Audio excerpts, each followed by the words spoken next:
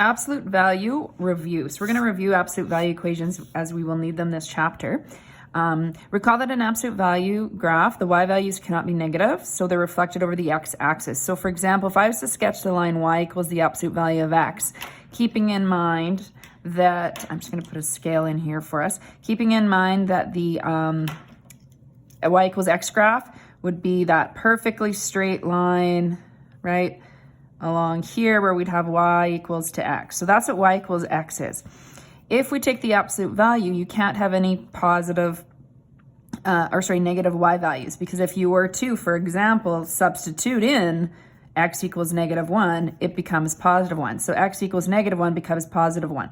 So what happens is everything below the x-axis reflects up. So this part is not part of my absolute value graph, and I'll just make this a little easier for you to see now.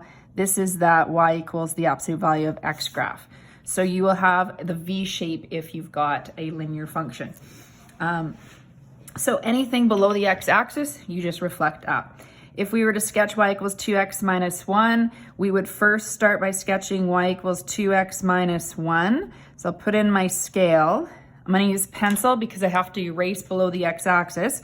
My y-intercept is -1. I have a slope of 2, so I go up to right 1. I'm going to keep that pattern going like so. So then everything below here is not going to stay, but this part will be the same. I know my x-intercept would be at 1/2, so I'll kind of make sure that's clear. -1 becomes 1. This goes up to 3, or you can even start counting the slope in the opposite direction. And you've got the absolute value graph there, and I'm just going to erase anything below the x-axis. So you may have to use these graphs within this chapter.